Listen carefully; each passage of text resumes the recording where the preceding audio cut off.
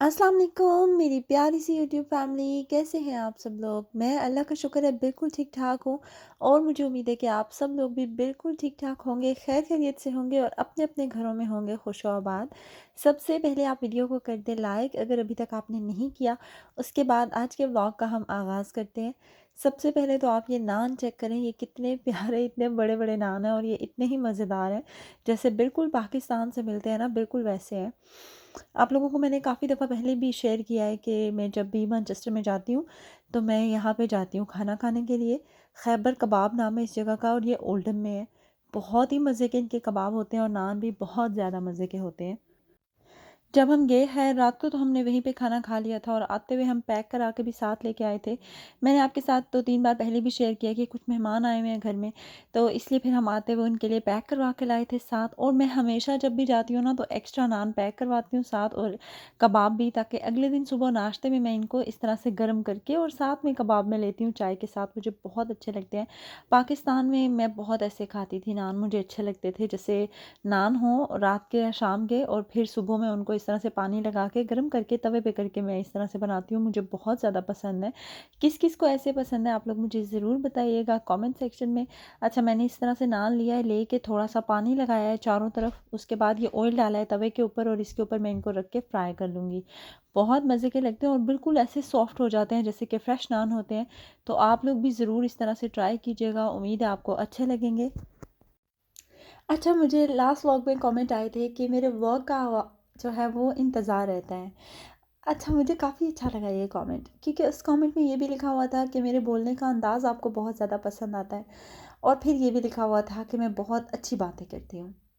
शायद मैं इसलिए इतनी अच्छी बातें करती हूँ कि मैं बहुत लंबे अरसे तक बोली नहीं हूँ बहुत ज़्यादा, क्योंकि मुझे सुनने वाले सिर्फ आप लोग ही हैं। मेरा शुमार उन लोगों में होता है जहाँ पे मुझे कोई अपनी राय देने का हक भी नहीं होता, कहीं-कहीं जगहों पे। हर जगह पे नहीं बात करी मैं। अपने घर की बिल्कुल भी बात नहीं करी, अपने हस्बैंड की बिल्कुल बात नहीं करी हूँ।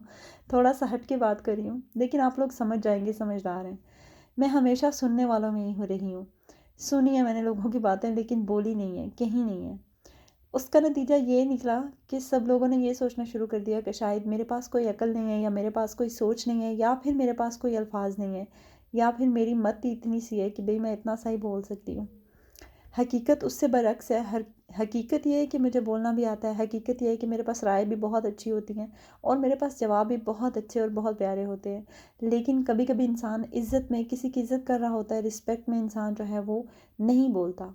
और आपके ना बोलने का नतीजा ये निकलता है कि आपको ज़मीन के साथ इतना लगा दिया जाता है, इतना लगा दिया जाता है कि आपको सर उठाने की इजाज़त नहीं होती। आपको अपनी राय तो दूर की बात है, आपको जी हाँ या जी ना कहने की भी इजाज़त नहीं होती। इसलिए इंसान को सिर्फ़ उतना सा जो है वो अपने आप को किसी के आगे पेश करना चाहिए जितना कि इंसान जो है वो खुद से बर्दाश्त कर सके अपने लिए। मेरी ज़िंदगी का एक ऐसा मोड़ आया जहाँ पे मैंने ये सोचना शुरू किया कि यार मैं इतनी ज़्यादा सादी क्यों रही हूँ? इतनी ज़्यादा सादगी में मैंने ज़िंदगी क्यों गुज़ार दी है? मज़े की बात ये है कि ये जो सादगी होती है ना इंसान की, बहुत अच्छी चीज़ है और बहुत प्यारी चीज़ है। लेकिन इंसान को इतना सादा भी नहीं होना चाहिए कि लोग आपको ज़मीन के साथ सिर्फ़ लगाने के बजाय आपको ज़िंदा दफ़न कर दें। जहाँ पे आपको लगे ना कि अब बस हो गई है, यहाँ पे आपकी कोई कदर नहीं है, तो वहाँ से आप किनारा कशी कर लें। इतनी ज़्यादा खामोशियाँ जो होती हैं ना, वो ज़िंदा लोगों को मार देती हैं और इंसान को ज़िंदा अपने आप को मारना नहीं चाहिए। इंसान को अपने आप को ज़िंदा रखना चाहिए, अपने लिए ज़िंदा रखना चाहिए। आपके साथ जुड़े हुए कुछ लोग होते हैं, जिनके लिए आपको ज़िंदा रखना बहुत ज़रूरी होता है अपने आप को। अगर आप खुद एक ज़िंदा लाश होंगे, तो अपने बच्चों को कैसे पालेंगे? अपने हस्बैंड को कैसे देखेंगे? अपने घर को कैसे देखेंगे? आपको एक ज़िंदा इंसान होना चाहिए, एक ज़िंदा लाश बिल्कुल नहीं होना चाहिए। अपनी सेल्फ़ रिस्पेक्ट को कभी भी मजरूह नहीं करना चाहिए। चाहे कितने ही बड़े, कितने ही अच्छे रिश्ते हों, अगर आपको लगता है कि आप वहाँ पे बोलना नहीं चाहते या आप बोल नहीं सकते, तो बेहतरी यही है कि वहाँ से आप किनारा कशी कर लें। लेकिन अपने आप को इतना ज़्यादा डाउन नहीं करें कि आपको बाद में पछतावा हो। खैर जनाब, ये बात कहाँ से कहाँ चल पड़ी है, वापस चलते हैं अपने व्लॉग की तरफ।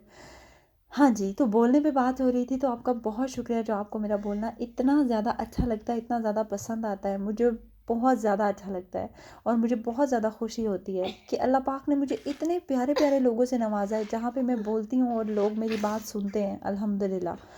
मैं वाक़ई अल्हम्दुलिल्लाह समझदार लोगों में आती हूँ और मुझे जब मैं अम्मी-अब्बू के घर में होती थी ना, फरहान की हो गई थी एंट्री और मुझे वॉइस ओवर दोबारा से रोकना पड़ा था और मैंने अपने हस्बैंड से कहा है कि यार थोड़ी देर आप इसको पकड़ें, बस मेरा थोड़ा-सा व्लॉग रह गया है।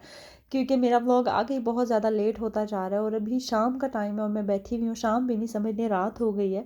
व्लॉग अपलोड होने का टाइम हो ही गया है और मैंने सोचा कि मैं वॉइस ओवर कर दूँ। इतनी सारी बातें आपके साथ करने वाली, जो कि मैंने इतने दिनों से नहीं की हैं, तो इसलिए फिर मेरे पास तो आप लोग ही हैं जिससे मैं अपने दिल की सारी बातें करती हूँ और मुझे आप लोग इतने प्यारे-प्यारे जवाब देते हैं, इतने प्यारे-प्यारे कमेंट्स करते हैं, जिससे मुझे बहुत ज़्यादा हेल्प मिलती है, यकीन करें।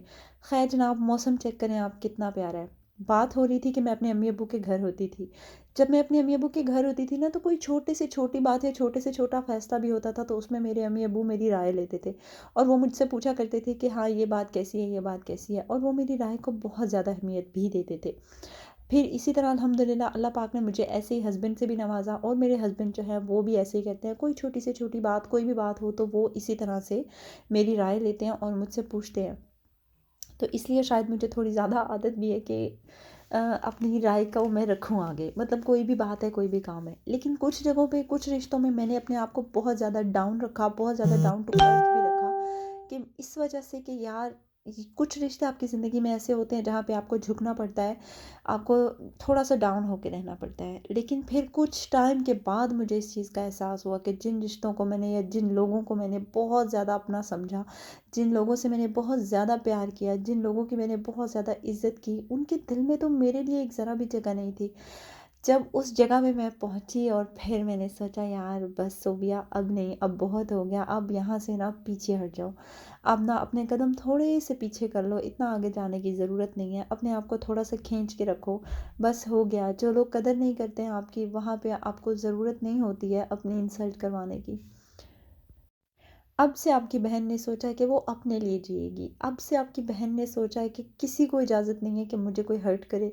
अब से किसी को इजाज़त नहीं है मेरे बारे में कोई बात करे। अब से किसी को इजाज़त नहीं मैं दूँगी कि कोई भी जो है वो मेरे किसी भी मामले में दखल अंदाज़ी करे। मैं आपको एक बात यहाँ पे अपने एक्सपीरियंस से बता रही हूँ कि आपकी अपनी पर्सनल लाइफ़ में कोई भी ऐसी बात हो, कोई भी ऐसी चीज़ हो, तो अपने दिमाग से फ़ैसले करें। खुद अपने आप को बोलें, अपने आप से पूछें या फिर अपने लाइफ़ पार्टनर से पूछें और फ़ैसले कर लें। या फिर बहुत बड़े रिश्ते होते हैं माँ-बाप, उनसे मशवरा करें। उसके अलावा किसी को भी इजाज़त मत दें कि आपके घर के किसी छोटे से छोटे या बड़े फ़ैसले में अपनी मुदाखलत करें। जब लोगों की मुदाखलत आ जाती है ना, तो आपके घर में बहुत सारे मसाइल होते हैं। उन मसाइल से बचने के लिए आप सिर्फ़ और सिर्फ़ अपना दिमाग इस्तेमाल करें। बस इसी मैसेज के साथ आज का व्लॉग मैं कर रही हूँ ख़त्म। अपना बहुत सारा ख़्याल रखें, मुझे दुआओं में याद रखें। मैं इंशाल्लाह फिर मिलूँगी आपसे नए व्लॉग में, नई वीडियो के में। तब तक के लिए मुझे दीजिए इजाज़त और मुझे इंस्टाग्राम पे फॉलो कर लें। वीडियो को लाइक नहीं ना किया, जल्दी से वीडियो को भी लाइक करें, मेरे चैनल को सब्सक्राइब करें और इंशाल्लाह फिर मिलेंगे नए व्लॉग में, नई वीडियो में, नई किसी अच्छे से टॉपिक में, और आपके अच्छे-अच्छे कमेंट्स का मुझे इंतज़ार रहेगा। मैं ज़रूर पढ़ूँगी। अपना बहुत सारा ख़्याल रखें। अल्लाह हाफ़िज़।